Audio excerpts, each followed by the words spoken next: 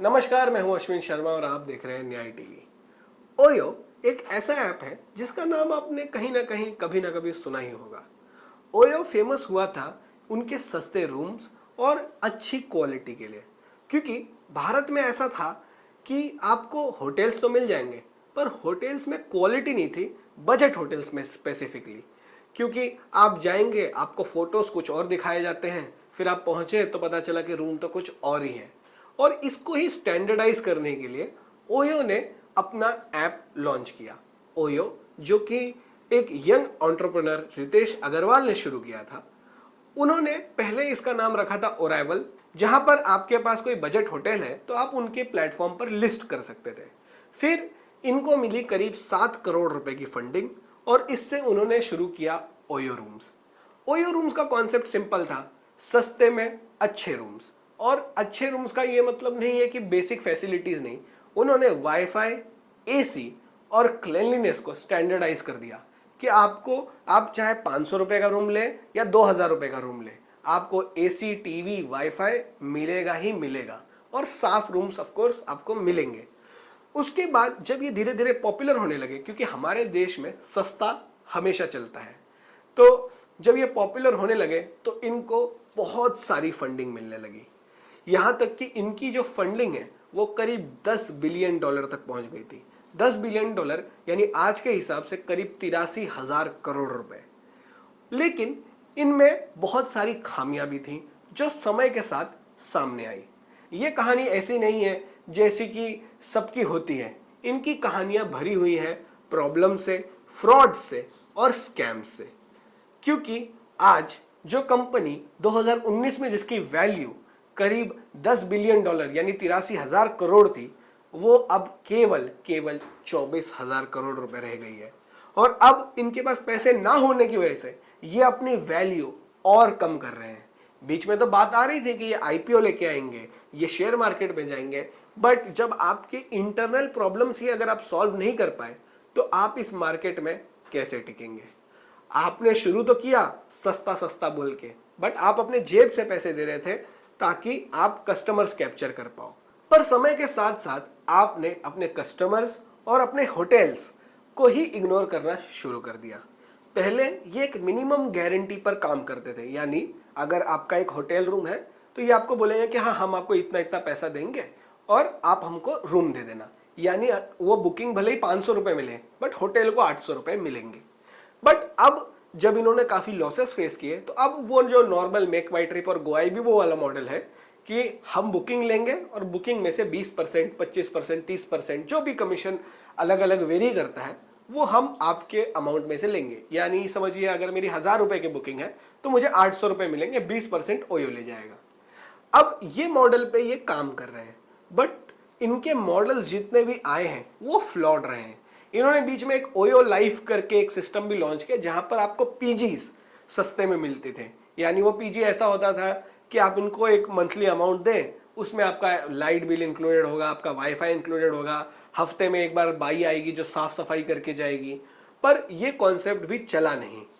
उसके बाद इन्होंने कई और चीजें लॉन्च करने की कोशिश की, बट इनके साथ जो सबसे बड़ी प्रॉब्लम रही है वो रही है कस्टमर और hotel partner understanding. Hotel partners के साथ शुरू करते हैं। जो होटल पार्टनर्स जो इनके साथ जुड़े थे, इन्होंने उनके पैसे करीब करीब 2-2 साल तक रुका के रखे। उनके एग्रीमेंट्स चेंज कर दिए बिना उनको बताए। उनको जो बुकिंग आ रही थी, जो बुकिंग वैल्यू आ रही थी, जो उनको प्रॉमिस किया गया था उससे काफी कम था। यानी मुझे बताया गया कि हाँ, हम आपको 1000 रुपए देंगे, बट 600 रुपए दे रहे हैं, 500 रुपए दे रहे हैं। अब यहीं से चीजें इनके लिए पलटना शुरू होती हैं। होटल अथॉरिटी ऑफ इंडिया तक भी ये बात पहुंची और फिर कोर्ट में ये बात गई और कोर्ट ने ऑर्डर किया कि आप अपने जो सारे होटल पार्टनर उनके ड्यूज क्लियर करें। एक टाइम पर ऐसा था कि ओयो के पास 10 लाख से ऊपर रूम्स अवेलेबल थे सिर्फ इंडिया में, और ये 80 देशों से ज्यादा देशों में थे। पर समय के साथ साथ इनका जो रूम का वॉल्यूम है वो कम होने लगा और बुकिंग्स का जो वॉल्यूम है वो भी कम होने लगा, क्योंकि दिक्कतें थी कस्टमर अंडरस्टैंडिंग में। अब जब आप होटल पार्टनर को ही पैसे नहीं दे रहे हो और अगर मैं बुकिंग करके उस होटल पर जाऊंगा तो वो होटल वाला ऑफ कोर्स मुझे चेक इन नहीं देगा। उसके बाद ये कस्टमर्स को ही पागल समझते लगे। ये क्या करते कि कोई एक होटल का वैल्यू समझिए 600 रुपया दिखाया, कस्टमर ने देखा कि हाँ सस्ता है, अच्छा है, बुक कर लेते हैं। जब कस्टमर उस प्रॉपर्टी पर पहुंचेगा तो उसको पता चलेगा कि नहीं नहीं, आपको तो चेक इन मिल नहीं सकता, इस अमाउंट पे तो नहीं होगा। फिर होटल वाले उनसे ओवर चार्ज करते कि हाँ हमारा होटल का प्राइस करीब 1200 है, तो 600 आपने ओयो को दिए, 600 और दो तब हम आपको रूम देंगे। अब इससे क्या होने लगा कि कस्टमर का एक्सपीरियंस खराब होने लगा। मेरे साथ भी ऐसे हुआ है, जब मैं ट्रैवल करके मैंने इनका कोई होटल बुक किया और जब मैं होटल पर पहुंचा तो या तो ऐसा हुआ है कि वो होटल वहां है ही नहीं, या तो ऐसा हुआ है कि 95% ऑफ द केसेस में कि होटल ने चेक इन देने से मना कर दिया। अब उसके बाद अब आप लड़ते रहो कस्टमर केयर से, उनसे समझते रहो, कॉम्पनसेशन लो, रिफंड लो। अब आप सोचिए, अगर आप एक लंबी जर्नी करके आए हैं या अब आप सोच के गए हैं कि मुझे एक वेकेशन पे जाना है, थोड़ा आराम करूंगा, रेस्ट करूंगा, एंजॉय करूंगा, पर आपकी जो ट्रिप की शुरुआत है वो ऐसे हो, तो आपको कैसा लगेगा। अब इससे क्या होने लगा कि ओयो की जो सबसे बड़ी खासियत थी वो था उनका कस्टमर बेस, और ये फ्लॉन्ट भी करते थे कि हमने एक दिन में 2 लाख बुकिंग की, 5 लाख बुकिंग की, 10 लाख बुकिंग की। बट किस फायदे का, क्योंकि आपका कस्टमर ही अब आपको छोड़ के चले गया है। क्योंकि जब लोगों के साथ ऐसे एक्सपीरियंसेस होने लगेंगे तो वो क्यों इनको बुक करेगा। मैं भी पहले इनके ऐप्स को बहुत प्रेफर करता था, और क्योंकि उनके रेट्स अच्छे थे, क्वालिटी अच्छी थी। बट समय के साथ साथ मुझे दूसरे वेबसाइट्स पर मूव करना पड़ गया, क्योंकि इनकी सर्विस क्वालिटी घटिया से भी घटिया है। और मुझे ताजुब नहीं होगा कि अगले 2 साल के अंदर ये कंपनी बंद हो जाए, क्योंकि जब तक आप अपने कस्टमर को नहीं समझेंगे इस देश में आप बिजनेस नहीं कर पाएंगे। क्योंकि कस्टमर को एक्वायर करना सबसे डिफिकल्ट काम है एक ऑर्गेनाइजेशन के लिए। अब आप समझिए कि जब इनके इतने चेक इन रिलेटेड इश्यूज हैं, उसको लेकर ओयो ने आज तक कुछ नहीं किया, कुछ नहीं। जो आप रिव्यूज आप जाके पढ़ सकते हैं 2022 के और 2024 के, लोगों का सेम फीडबैक है कि हमें चेक इन नहीं मिल रहा है, या हमें हरास किया जा रहा है, या हमें परेशान किया जा रहा है। जिस वजह से ओयो फेमस हुआ था अपने स्टैंडर्डाइजेशन के लिए, वही स्टैंडर्डाइजेशन अब खत्म हो गया है। जो फोटोज दिखाई जा रही हैं वो रूम मिलता नहीं है, जो रूम दिखाया जा रहा है, जो प्राइस दिखाया जा रहा है वो मिलता नहीं है।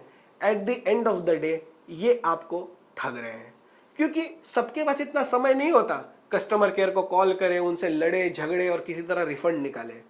वो तो बेचारा उस मजबूरी में, जब होटल आपसे 4 गुना भी पैसे मांगेगा तो आपको देने पड़ेंगे, क्योंकि आप अपने परिवार के साथ हो, किसी के साथ घूमने आए हो, दोस्तों के साथ हो, या समझिए थक गए हो, रात का समय है, तो आप क्या करोगे। आपको तो होटल की मनमानी भी झेलनी पड़ेगी। ऐसे कई केसेस हमने देखे हैं जहां पर इसके अलावा ओयो पर टैक्सेस छुपाने का आरोप लगा है, इनके कंपनी पर रेड हुई है। यूएस में इन पर 8.5 मिलियन का केस भी हुआ था, क्योंकि एक होटल ओनर ने बताया कि इन्होंने इनका कॉन्ट्रैक्ट एग्रीमेंट ही चेंज कर दिया बिना उनको बताए। तो इतने सारे स्ट्रक्चरल इश्यूज जब होंगे तो आपकी इमारत खड़ी कैसे होगी। ओयो से रिलेटेड आपके क्या एक्सपीरियंसेस हैं, ये हमें कमेंट सेक्शन में बताना मत भूलिएगा। और आपको क्या लगता है, क्या ये कंपनी अब इंडिया में सरवाइव कर पाएगी, या अब लोग ओयो के आगे मूव कर चुके हैं। इसके बारे में अपनी राय बिल्कुल बताइएगा, और याद रखिएगा, दिन हो या रात हमेशा दे न्याय और सच का साथ। धन्यवाद।